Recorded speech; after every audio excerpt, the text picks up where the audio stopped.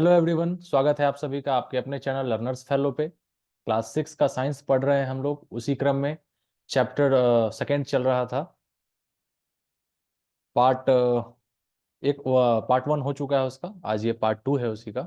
अगर आप इससे पहले वो वीडियोस नहीं देखे हैं तो अपने ही चैनल के प्लेलिस्ट में जाके क्लास 6 साइंस एनसीईआरटी नाम से एक प्लेलिस्ट होगा, उसमें जाके आप वो पहले वीडियोस देख सकते हैं। यही क्रम क्लास 7, 8, 9, 10 ऐसे चलेगा, फिर एसएसटी का चलेगा। तो अपनी तैयारी भी हमारे साथ जुड़ के पर डे जो है ये वीडियो देखते चलिए और साइंस की तैयारी करते चलिए। विभिन्न प्रतियोगी परीक्षाओं में ये लाभदायक है और कई एग्जाम्स में आते हैं। जीएस के पेपर हर एग्जाम में लगभग है। चलिए उसी क्रम में आगे बढ़ते हैं। देखिएगा, हम लोग पढ़ चुके थे, सॉर्टिंग ऑफ मटेरियल्स कर रहे थे कि किस किस भाग में हम किसी भी वस्तुओं को डालते हैं। इसमें हमने देखा कि अलग अलग एक ही वस्तु जो है, एक ही तरह की चीज से कई वस्तुएं बनती हैं, कई ऑब्जेक्ट्स फॉर्म होते हैं। और उसी में कुछ कुछ कैरेक्टरिस्टिक्स थे उसके, जैसे कुछ ऑब्जेक्ट्स हार्ड होते हैं, कुछ सॉफ्ट होते हैं। ठीक है, उसी क्रम में आगे है हमारा अगला कि कुछ मटेरियल क्या हो सकते हैं, सॉल्युबल और इनसॉल्युबल हो सकते हैं। ठीक है, यानी कि विलेय अथवा अविलेय। हिंदी में आप राइट साइड में देखते चलेंगे। देखिए, एक्टिविटी कह रहा है collect samples of some solid substances such as sugar, salt, chalk powder, sand, sawdust. इन सब चीजों का, जैसे चीनी ले लीजिए, नमक ले लीजिए, है ना, चॉक जिससे लिखते हैं, चॉक का पाउडर ले लीजिए। ये सब चीजें आप ले लीजिए और बालू लेना है। और उसके बाद क्या करना है, टेक 5 ग्लासेस और beakers, fill each of one them 2/3 with water. देखिए, 5 बीकर ले लेना है, इस तरह का आपको बीकर है, ले लेना है। और उसमें लगभग लगभग 2/3 पानी जो है उसको उसमें भर देना है। Add a small amount of sugar to the first, पहले वाले ग्लास में चीनी को डालिए, ठीक है, दूसरे वाले में नमक को डालिए, फिर जो जो चीजें आपने ली है, रेत को, और इस तरह से आगे पांचों में 5 अलग अलग चीज डाल दीजिए। Add small amount of other substances into the other, इस तरीके से सभी में डाल दिया।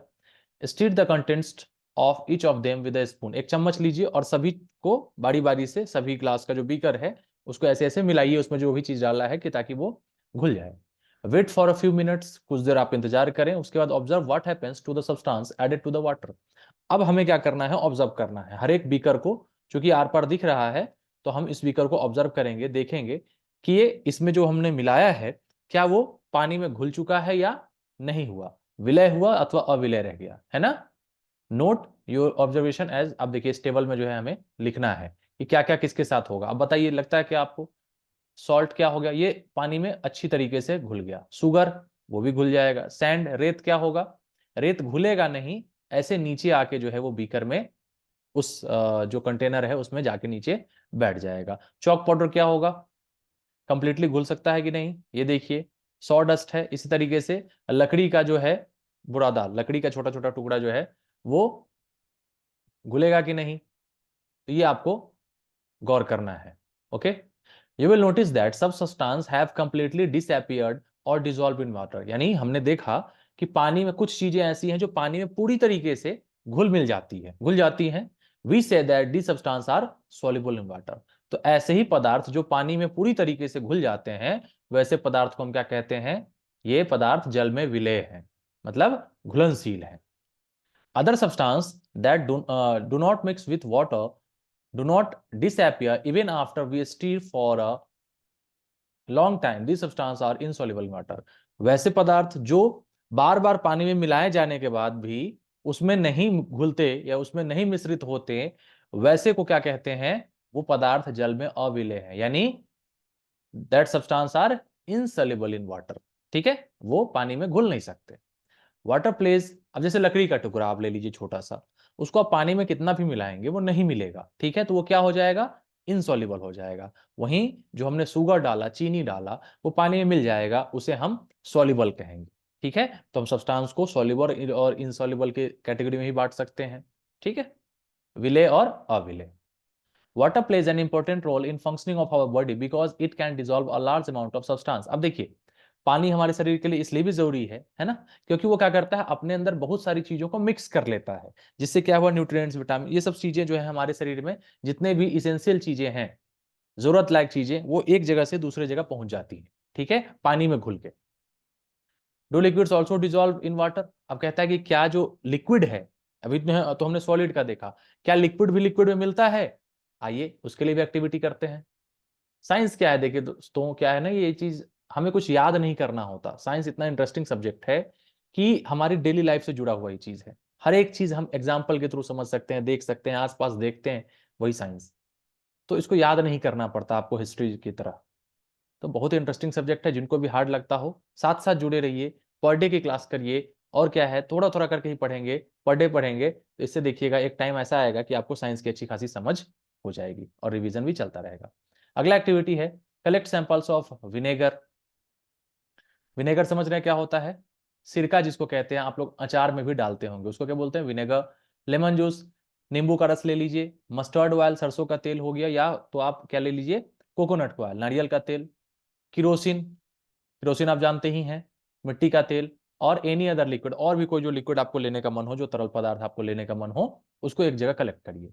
ठीक है, ग्लास टम्बलर, फिर वैसे ही वो जो है जार वाला, ग्लास वाला, ऐसा वाला ले लीजिए आप। Add few spoonfuls of one liquid to it and stir it well. अब देखिए एक वाले में क्या करिए, एक लिक्विड को डालिए और उसको अच्छे से मिलाइए। Let it stand for 5 minute, उसको 5 मिनट तक छोड़ दीजिए, फिर वैसे ही मिलाने के बाद। Observe whether the liquid mixes with water. Repeat the same with other liquid. ऐसे ही करके 5 मिनट एक को करिए, फिर दूसरे को भी डाल के, तीसरे को भी डाल के, ऐसे करके 5-5 मिनट करने के बाद जो है वो वेट करिए और देखिए कि वो क्या, वो जो हमने लिक्विड डाला है उसमें, जो मिश्रित जो तरल पदार्थ, क्या वो अच्छे से पानी में घुल गया कि नहीं घुला, मिश्रित हुआ या नहीं हुआ।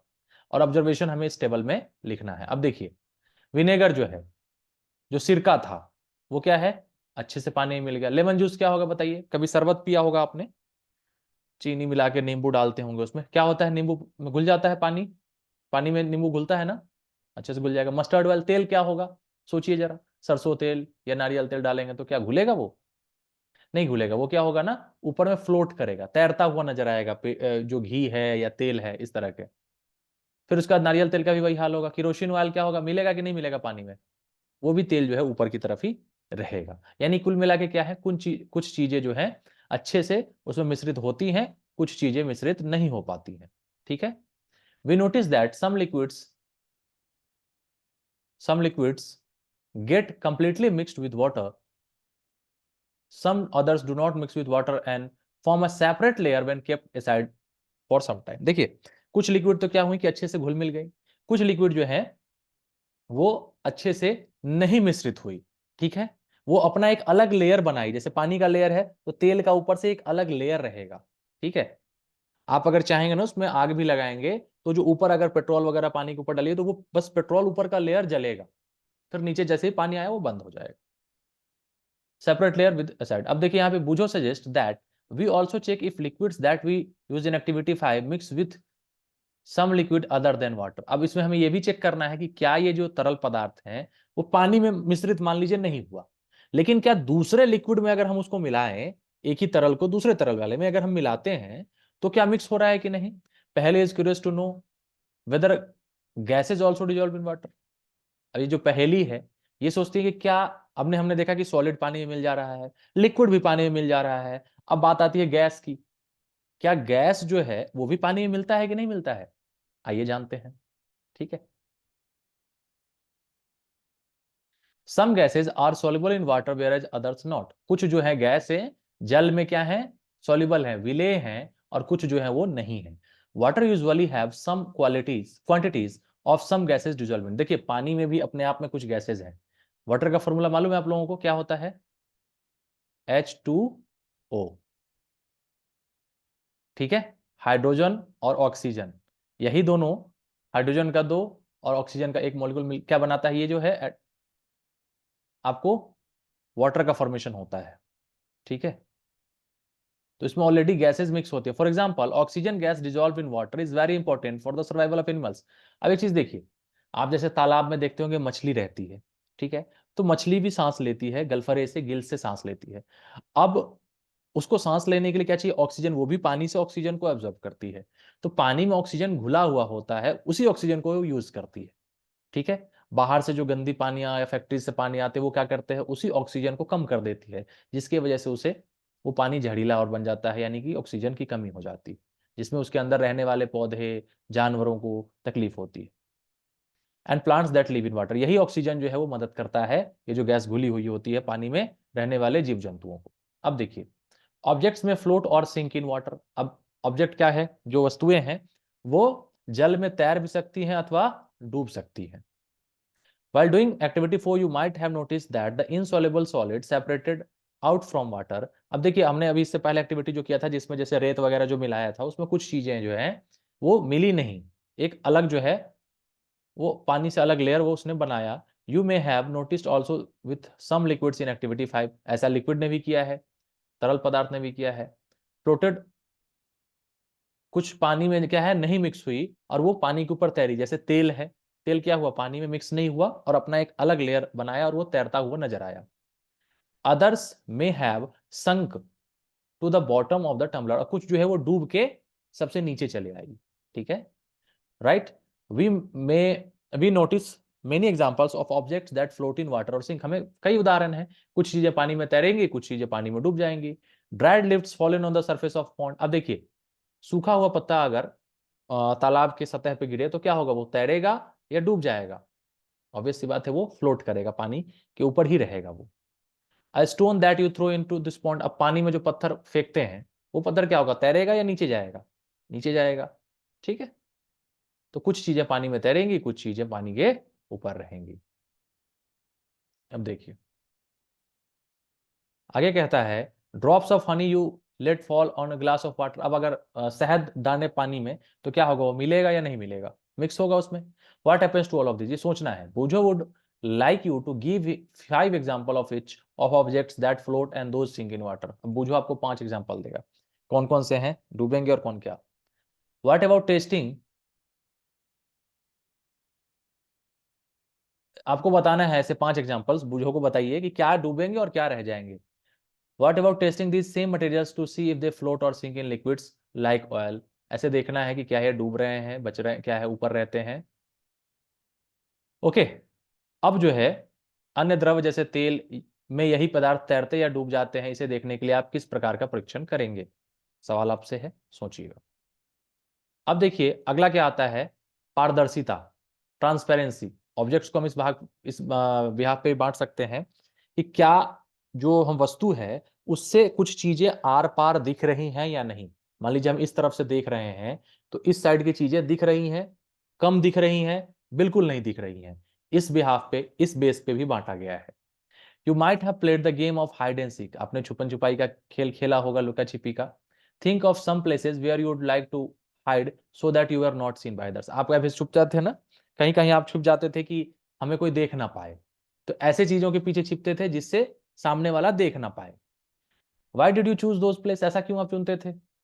Y you have tried to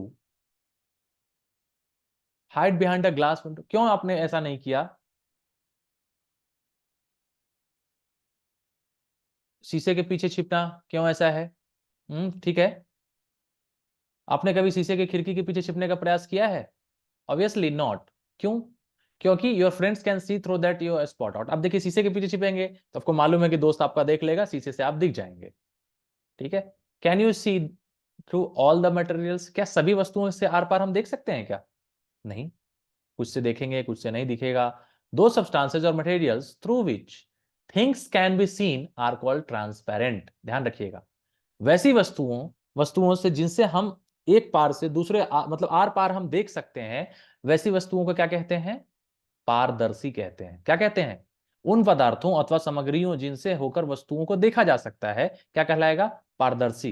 English में बोले तो ट्रांसपेरेंट कहलाएगा। सीखते रहिए, हिंदी वाले इंग्लिश भी सीखिए, इंग्लिश वाले हिंदी भी समझिए, इसलिए दोनों है कि दोनों मीडियम के स्टूडेंट जो भी होंगे हमारे मित्र उनको समझ में आएगा और ये सीखना भी चाहिए। ठीक है, इंग्लिश किसी को हार्ड लगता है, इससे ट्रांसलेशन की प्रैक्टिस हो रही है। दोनों आपके जो ट्रांसलेटर वाले जो हमारे साथी हैं वो ट्रांसलेशन भी यहां से सीखिए। देखिए कि ट्रांसपेरेंट अगर है तो उसका हिंदी यहाँ पे पारदर्शी है, पारदर्शी वाले जो हैं वो देखिए कि उसको ट्रांसपेरेंट कहते हैं। लैंग्वेज जानना चाहिए, ठीक है। महत्व आप हिंदी को दीजिए, हिंदी हमारी अपनी भाषा है इसलिए, लेकिन इंग्लिश को भी सीखना है, जानना है जिनको नहीं आता, और जिनको इंग्लिश अच्छे से आती है, हिंदी नहीं आता, वो भी हिंदी पे ध्यान दीजिए, क्योंकि लैंग्वेज दोनों आना चाहिए। Glass, water, air and some plastics are examples of transparent. अब कौन सी चीजें हैं जिनसे आर पार देख सकते हैं? शीशा है, पानी है, हवा है, इन सब से हम आर पार देख सकते हैं। Shopkeepers usually prefer to keep biscuits, sweets and other eatables in transparent container of glass or plastic so the buyers can easily see these items। देखते हैं जो दुकान वाला होता है वो खासकर किसमें, ट्रांसपेरेंट बॉटल में या ट्रांसपेरेंट जो उसका कंटेनर है उसमें रखेगा बिस्किट, चॉकलेट, ये सब। क्यों? क्योंकि जो यहाँ पे खरीदने वाले जो बच्चे आए हैं 10 रुपए के तुरतुरे देने वाले जो मांगते हैं, वो यहाँ से सामने से दिखे कि अरे तुरतुरे के अलावा चॉकलेट भी है इसमें, इसमें ये है, इसमें ये है, अंकल ये देना, अंकल वो देना, दिखेगा तभी बिकेगा ना, जो दिखता है वही बिकता है। Okay, on the other hand there are some materials through which you not able to see, और कुछ ऐसी चीजें हैं जिनसे आप आर पार नहीं देख सकते। These materials are called opaque. क्या स्पेलिंग है? OPAQUE। इसमें क्या लिख रहा है, ठीक से नहीं चल रहा। ओके, ये पीडीएफ पे चल नहीं रहा सही से। ओके, कोई बात नहीं। ओपेक है, और ओपेक को यानी वैसी चीजें जिनसे हम आर पार नहीं देख सकते हैं, उसको क्या कहते हैं भाई? अपारदर्शी। हिंदी में बोलेंगे अपारदर्शी, और इंग्लिश में कहेंगे opaque. You cannot tell what is kept in closed wooden box. आप बता नहीं सकते कि लकड़ी के उस पर क्या है, नहीं दिखेगा। अ कार्डबोर्ड कर्टन और अ मेटल कंटेनर, जो चदरे का है या लोहा है या दीवार के उस पर आप नहीं देख सकते। ये सब क्या है? ओपेक है, यानी अपारदर्शी है। मतलब नहीं, पारदर्शी यानी उस पार का देखना, नहीं देख सकते।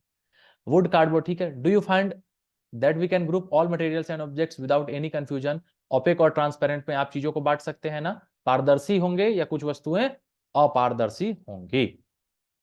ठीक है, ओके।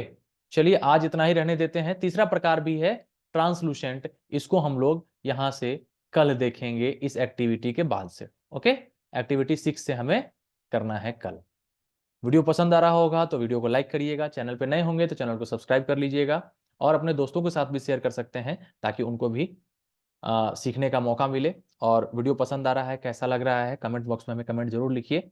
मैं कमेंट आपका देखूंगा, देखता भी हूं, और कुछ कन्फ्यूजन है तो आप कमेंट में लिखिएगा, रिप्लाई मिलेगा। धन्यवाद, मिलते हैं फिर आपसे जल्द ही अगले वीडियो में। वीडियो में जुड़ने के लिए आप लोगों का बहुत बहुत धन्यवाद।